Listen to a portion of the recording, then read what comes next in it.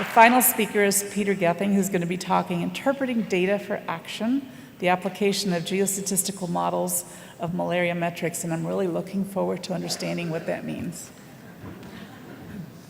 We negotiated it. Thank you, Gina. Good afternoon, everyone. So first of all, thank you to both of you for the invitation to come and take part in this symposium celebrating Alan's legacy. It really is an honour to be here, so thanks again. So I'm actually going to pick up on some of the themes that have been mentioned by most of the speakers already in this symposium. I'm going to talk about some of the work that we're doing at the Malaria Atlas project back in Oxford. In particular, the development and application of a whole suite of different geospatial and geostatistical models, really to try and maximise the utility of information that we can draw from what are often imperfect data that arise from malaria surveillance in all of its different guises. So I'll probably surprise no one in the room by starting my talk with some maps. These are actually hot off the press. These are our brand new updated global maps of P. falciparum parasite rate on the top and P. vivax parasite rate on the bottom, and the corresponding estimates of changing burden through time for both. It's actually back in 2011 that the Malaria Atlas project last generated global maps for the two parasites. So we've done some interim updates for Africa in the meantime, but at the global scale, it's actually been quite a hiatus. So it's good to have these out. These are now going to be updated annually on an annual cycle. We're doing them in collaboration these days with IHME, and this body of work forms the malaria component of the Global Burden of Disease study. So that work is obviously pitched at the global scale. What are the maps for? Well, at the high level, they're for comparing at the kind of national scale patterns of risk geographically, so sort of spatial comparison, and also for comparing differential rates of progress between countries in their progress towards reducing burden and elimination. So they're for those kind of broad brush comparisons, and for that reason, when we're thinking about the data that needs to go into them and the methodological frameworks that we build to use those data, there's a very strong emphasis on comparability. So what does that mean? It means we will always favour data that are somewhat standardised. So if you're measuring something in one country, it means the same thing as that same type of data measured in a different country. And ideally, we're going to be using data that are obviously widely available, data that we can get from most endemic countries in order to make those comparisons. So within Africa, that's tended to mean that we base all of our modelling on parasite rate, and Noor spoke a lot about parasite rate in his talk. Outside Africa, it tends to be API, annual parasite incidence, which is one of the worst misnomers in malariology, but essentially API is just aggregated case reports, aggregated routine case reporting data, so the number of cases occurring in a district or in a province or in a region over a year, and that's as reported by ministries of health. So that's our core input data set or type of data outside Africa. And both of these have limitations. Parasite rate, and Noor went into more detail, so I can be quite brief here. We have this issue of latency. So parasite rate, it takes a long time from when a child is bled and RDT is carried out to that data actually going through the sort of the process and becoming available for us as modelers to use, 1 year, 2 years. So this is not a timely type of data. It's not very good for real-time monitoring.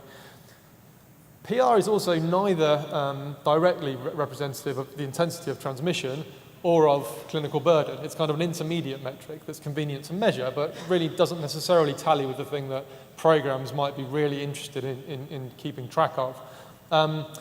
There's also this issue that because it stems often from cross-sectional household surveys, there might not necessarily be the same buy-in to that data as a kind of authentic yardstick of what's happening in a given country, as opposed to data that the Ministry of Health are generating themselves through passive case detection at their health clinics. And it's also a bad metric when you get down to low transmission, simply because if you've got one infected person in 1,000, you're going to have to take a lot of samples in order to understand your pattern of infection across the country, so it becomes prohibitively expensive. And then on the API side, there's some very different but equally serious limitations that we need to be aware of, and these primarily relate to the fact that this is aggregated data. Okay, so we're immediately losing a lot of the potential of the raw data at the point at which it's collected at clinics by the fact it's just available in this aggregate form. So Noor mentioned a lot of the obvious biases in passive case detection. One of the most important is missingness. So in any given district, a certain proportion of facilities in a given month just won't file a report, or the report's lost. So there's lots of holes. If you zoom down to the facility month level, there's lots of gaps in the data. They're completely invisible when you get the aggregate data. You don't know how much missingness there was. You don't know where the missingness happened. You just have this bias that you can't really contend with using the aggregate data alone. API are also poorly suited to low transmission settings, where you might be interested in very specific focal points of high transmission within an administrative unit. And again, it's aggregated, so you don't see that. It's washed out in the aggregate. So for all these reasons, the data that we rely on for this global scale work, which has key advantages in that context, is really not necessarily optimal if what you're trying to do is support operational planning and implementation at the level of countries, the kind of information that programs might need on a regular basis to inform their decision making. And similarly, it's not very well suited in particular to low transmission settings. So while the global work, the global maps, the global burden estimation within MAP obviously will continue apace, we are also trying to develop in parallel a program of research which is focusing very much at the country level and trying to drill down and address some of these issues so we can provide more useful support operationally to countries and to programs. And we're starting this in the 16 countries that you see here. This is working very closely with the Clinton Health Access Initiative, and through them, working more closely with national programs themselves. This is all funded by the Gates Foundation. So in those countries, we're trying to do two main things. Firstly, we're trying to get essentially better malaria metric data. Key amongst this is getting more granular surveillance data. So can we get reports of cases at the level of individual health facilities and months, rather than aggregated up and at the annual level? And in some cases, can we get reports of individual cases and where those households are located? We'll also try and get any other metrics that may be available or may be useful. So serology is something we're putting a lot of time and effort into building up the analytical frameworks around to feed into this kind of work. A whole range of different entomological metrics, for example. And we're trying to improve our covariates, the geospatial data from satellite imagery and other sources that go in and help us inform the patterns of risk of malaria. It's a rapidly emerging, hugely expanding field. There's new stuff coming out all the time. We try and stay on top of that and constantly improve our covariate library. So that's on the data side. And then to kind of complement that, we need to develop a much more diverse, a much more kind of flexible and responsive toolbox of analytical tools that can exploit all these different types of new and emerging data and use them in the best way we can. So examples of that would include improving the way that we can handle this aggregated surveillance data. Can we get more information out of that?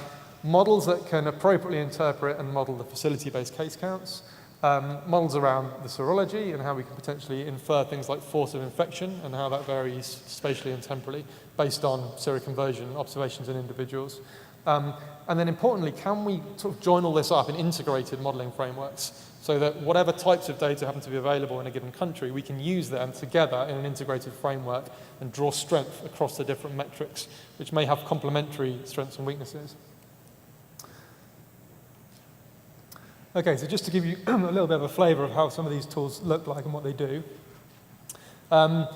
Where we have a situation where we've been able to get aggregate case data only, so that's the image on the left, that's aggregated case incidents. As I said, we may be interested in trying to pinpoint focal areas of transmission within those larger blocks. So how is this possible from the aggregate data? Well, what we can do is take our very detailed geospatial covariates. This is very high resolution imagery and information about the environment, temperature, vegetation, et cetera, and we can leverage the fact that there's relationships between those covariates and our incidence data at the aggregate level, and we can infer what that means for the sub-unit variation. So in other words, we can infer this pixel level, much more high resolution pattern that is consistent with the one on the left, but leverages the relationship with these high resolution covariates. So if we go one step down, and now we're dealing with data on case reports at the level of individual facilities. So schematically, that would look something like that. Each of those green dots is a health facility. And of course, what we get are counts of cases, just X number of cases in a given facility in a given month. Now, as you can imagine, if you actually want to go ahead and model that, we need to standardize those counts. We need rates, right? So we need to infer a denominator population from which that case count arose. We don't have that data. We just need to do something to try and infer sensible denominators. So the first thing we need to ask is, well, what fraction of people would have sought care from any facility? What's the pattern of treatment seeking within a given region? And we have a whole raft now of geospatial models to try and estimate and generate maps of treatment seeking rates based on data from household surveys, based on covariates, based on understanding of the transport networks that people would use, etc. And then once we have an idea of the fraction that would seek care at all, the next question is, well, which of those particular facilities do we think any particular person might have gone to? So we start carving up the population into catchment populations. And again, there's been a surprisingly sophisticated amount of modeling that we've had to do to get that right, and I'll give you a demonstration of that in just a second. So we can put all these components together, we can estimate our catchment denominators, we can standardize our counts and turn them into rates, and then we can put those rates into our geostatistical spatial modeling frameworks and generate continuous surfaces of estimated risk, like the one on the bottom right. And then the most detailed type of data we could get is obviously individual case records. So the black dots here are actual cases and the households of residents of those cases. And this is a completely different type of data, and it requires a completely different type of model. We can't use our standard geostatistical frameworks, which is built around rates. Suddenly we've just got points on a map. They're not a count, it's just a location. So in geostatistical parlance, we call that a point pattern, and we use a type of a fairly new type of geostatistical modeling called log Gaussian Cox process modeling to infer the underlying pattern of risk. What this graphic just shows is the added benefit of that type of data where they're available. So on the left, we artificially aggregated that data up to facilities, pretended we didn't have it, and did some modeling, and we end up with a map like the one on the left. If you do have that extra granularity, you can drill out much more detail like we've done on the right. Okay, so finally I'm just going to exemplify this in practice, some of these tools, using the example of Haiti. So Haiti, of those 16 countries that I popped up, is probably one of the ones we've been working in most intensely. And also a lot of the most interesting kind of work in terms of the diversity of data that's available and so on. So this again is working very closely with CHAI to provide support to the national programme and the Malaria Zero Alliance, and thanks to both of those organisations for the consent to present this work. And we're doing things in Haiti at two levels. Firstly, at the national level. So nationally, we've got now data from individual health facilities on case counts. We're applying these catchment models. We're doing this process of generating standardized rates. We're doing our geostatistical mapping.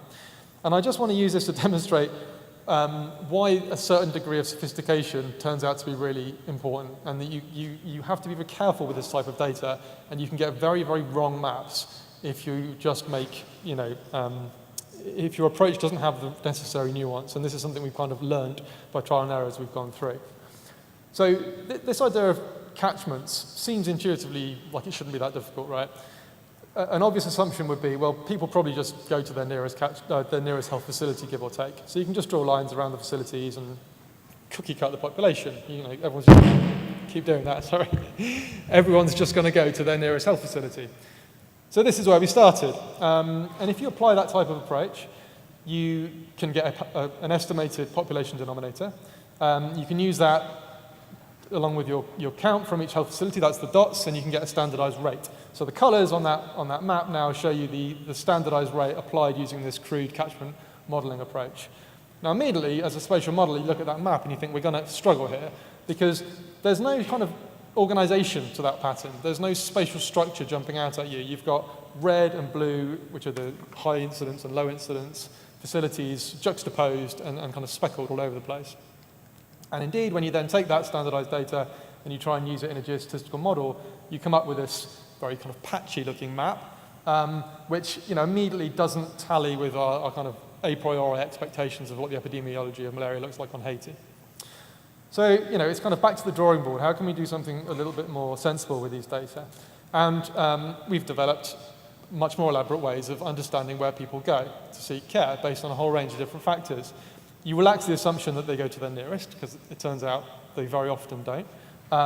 You acknowledge that different health facilities have different kind of draw capacity, have different attractiveness based on their size, based on the quality of care they provide, maybe based on the cost of getting care from a different facility, the transport network, et cetera, et cetera.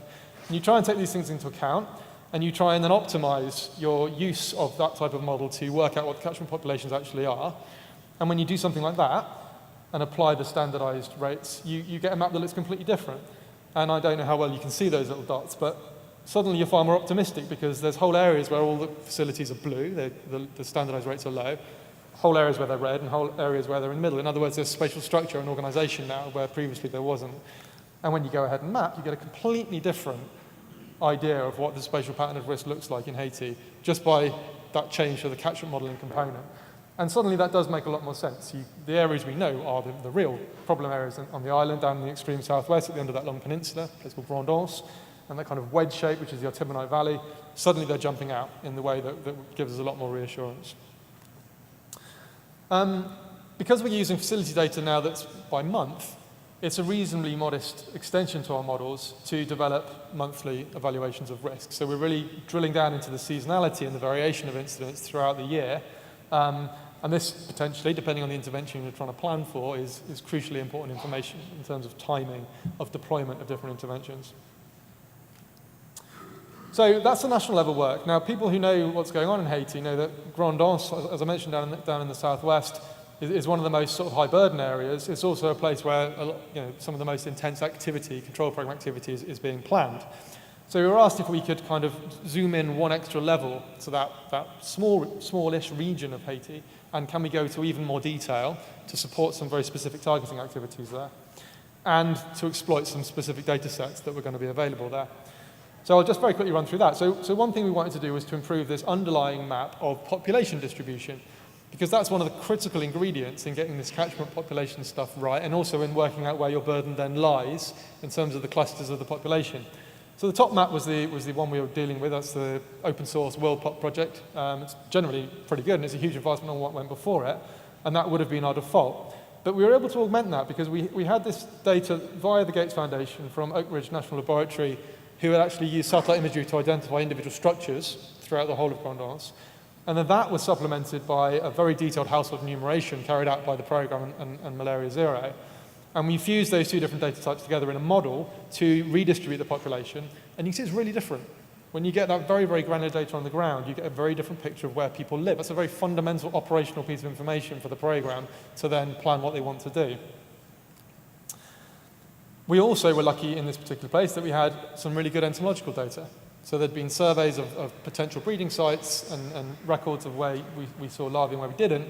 And we can take that, and again, there's a whole load of geospatial modeling that was required to get this right.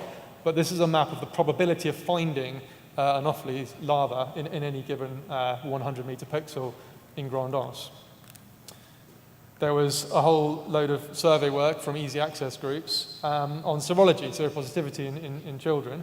Again, a whole load of modeling work that was done in MAP over many months to develop this map, which is estimated seropositivity based on that easy access group survey. So we've now got all these additional ingredients that we can put in. So we go back to our facility level case reports that are available nationally, but in this particular place we can add to that the population map, the larval map, the serology information, and we can put them all together in an integrated framework and now re-estimate incidents. And you can see just how granular we're able to get with all of those data inputs. So you've now got very, very specific and well-delineated areas of elevated risk in Grandance.